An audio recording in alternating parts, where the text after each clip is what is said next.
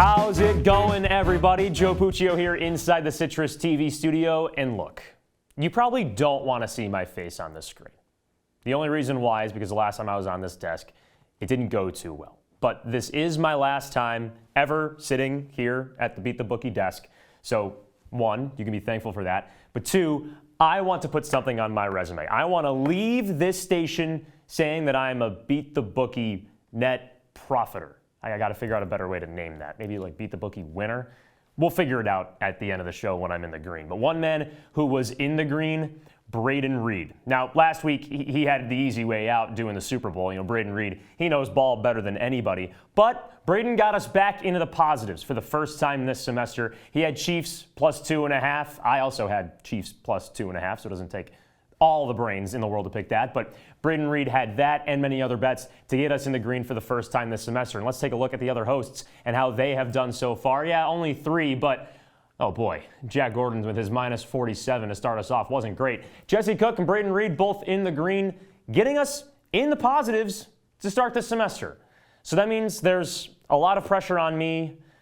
I'm up for it though. I told you, this is my last time here and I want to make you proud. Let's get to our big bets of the week. Jerry, you better yell! Show me the money! Show me the money! Let's start things off in SEC country. 2 heavyweights do battle. Number 22, Kentucky, goes to war with War Eagle, number 13, Auburn. This game started as Auburn minus 10, but shifted down to Auburn minus 7.5. 10 points, 8 points, who cares? I like Auburn to cover this spread, and there's 2 reasons why. Number 1, Kentucky's falling off. Just recently, John Calipari, who has been dogged on this here program many times, is coaching a team who has home losses to Florida, Tennessee, and Gonzaga in the past couple of weeks. Home losses. Meanwhile, UK's only won 2 games on the road in conference to Florida and Vanderbilt. Not the banner-raising moments you're looking for. Number 2, Auburn is undefeated at home. Undefeated, SEC or not, nobody has won in Neville Arena this year that's not blue and orange. Plus, the Tigers just beat the number 11 team in the nation by 40 on their home floor. I'd expect this game to be even more of a blowout.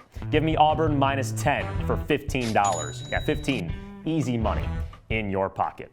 Let's shift to the Big East now for, in my opinion, the game of the week. Number 1 UConn hosts number 4 Marquette, the 2 best teams and arguably the best conference.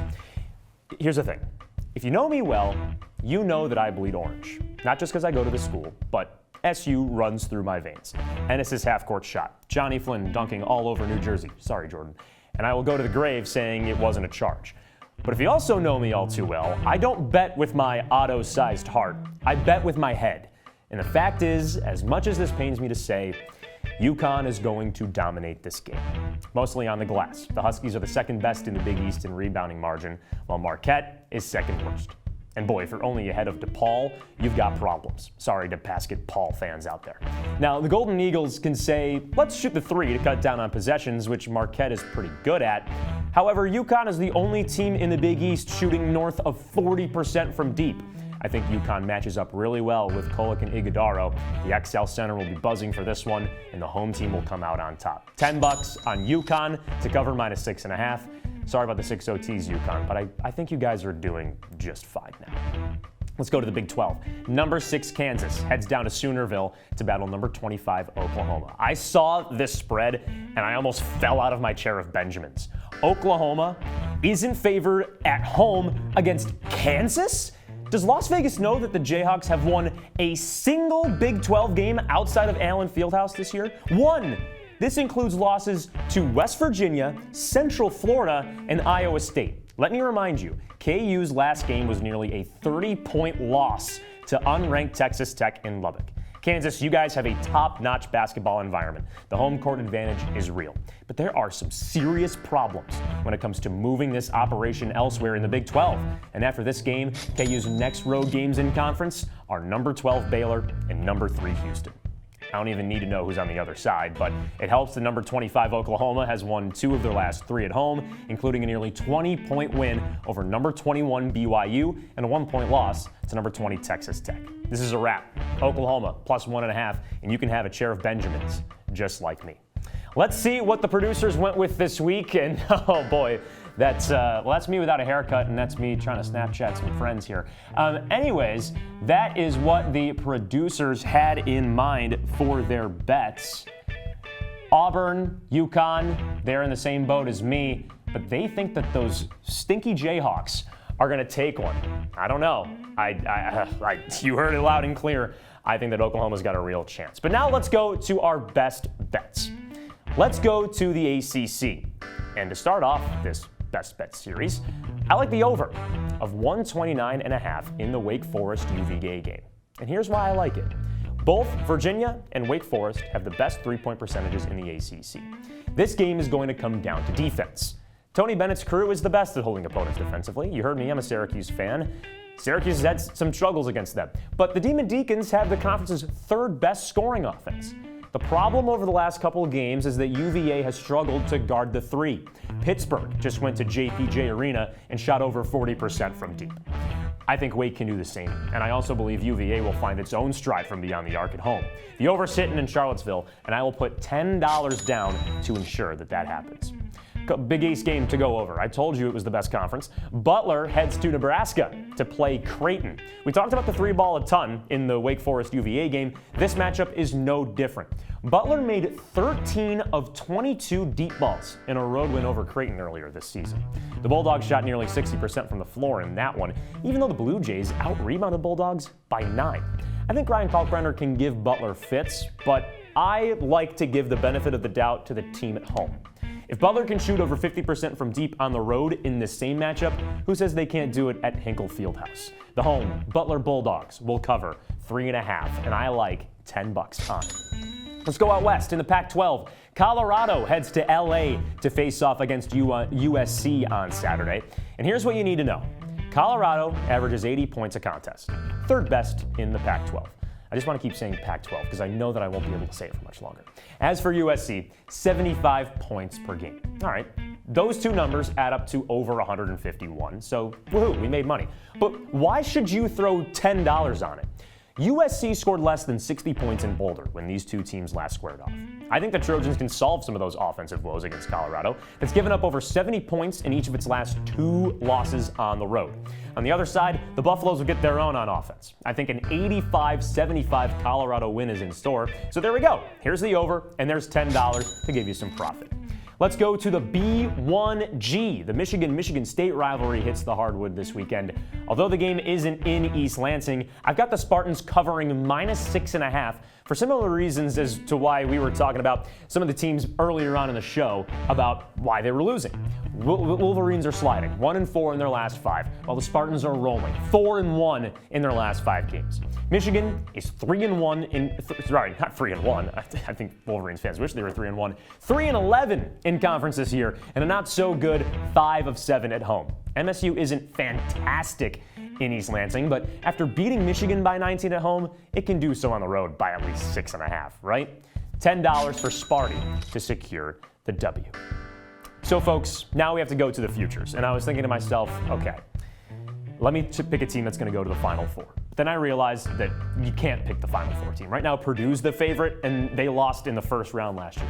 So we're going to go to a sport where I think there's a little more safety, and that is baseball. We're going to go to my beloved New York Yankees. Aaron Judge will take the Home Run King title this year. The only way that Aaron Judge doesn't win this award, quite frankly, is if he's on the injured list all year. But with the Yankees and how they've constructed their lineup this year, with potential leadoff hitters DJ LeMahieu, Anthony Volpe, and Alex Verdugo, Aaron Judge no longer hits second because Juan Soto's there. Aaron Judge is going to have guys on base. And if you have to pitch to Aaron Judge with speedy runners on the base pads, good luck. Last season, he had a spectacular campaign, and I think that with Shohei Ohtani out of the American League, this is Aaron Judge's trophy to win. So here's the futures from our previous hosts, and we've got 2 guys that we're still waiting to see if their futures hit. Jack Gordon, though, first-time Super Bowl touchdown was Isaiah Pacheco. That's what he wanted. It didn't happen. So we're already -5 on our future bets. BU to win the men's ice hockey championships. Jesse Cook, he might have a case there. And Braden Reed for the Flyers to make the playoffs. Yeah, that looks like a surefire bet at the moment. So hopefully I can join Jesse and Braden as two people that are potentially successfully profiting off the futures. And Jack Gordon, that guy, man, he doesn't know ball at all. He'll be the only loser on that board. So when it was time to devise my parlay for this week, I figured for the last one, it's either go big or go home. So this is a $15 parlay to win $210. College hoops. Baylor will cover 6.5 against West Virginia. Look, West Virginia's been blown out in each of the last 2 games. WVU has the worst offense and defense in the Big 12 this year. Baylor's offense, it'll just be too much to handle, so I like Baylor minus 6.5 to take down the Mountaineers. Oregon, they've got all the tools to cover 6.5 on the road in the Civil War. Oregon State, they haven't been that great this season, and Oregon is one of the better teams in the Pac-12. I get it. The Ducks are on the road in Beavertown, but it doesn't matter. 6.5. Look at that logo. I think that logo should move the spread up like minus 7.5 in favor of the Ducks there. All right, TCU. Let's continue this parlay. They will win on the road in Lawrenceville against Kansas State. It's time for the Horned Frogs to stop playing to their opponents. They have so many big wins this season, but so many head-scratching losses. This one is not going to be one of them. TCU money line. Now, for the last game, Iowa is at home against number 20 Wisconsin, and the Badgers are on upset alert. Give me the Hawkeyes money line to round out this parlay. Wisconsin has lost 4 of its last 5, and I don't see them bouncing back in Iowa City, especially since the Hawkeyes only lost by 11 to Wisconsin the last time these two teams play in Madison. You move this to Iowa City, you've got an Iowa plus 100 money line, and you've got a 15 to win 210 parlay right here on Beat the Bookie. So let's recap all of the bets that we have here on Beat the Bookie this week. We started off with our big games. Auburn minus 7.5 against Kentucky. UConn, I don't like the Huskies, but I like them in this matchup, minus 6.5 against Marquette. And Oklahoma at home against Kansas. They're the underdogs? You kidding me? Plus 1.5. In our best bets of the week, the over will hit in the Virginia-Wake Forest game. Butler plus 3.5 to take down Creighton over in Nebraska. Out in the Pac-12, the over of 151.5. That is steep, but it's going to hit between USC and Colorado, and a Big Ten bout between Michigan and Michigan State. I like the Spartans to cover at home. $5 on Aaron Judge to win the home run crown in Major League Baseball this year.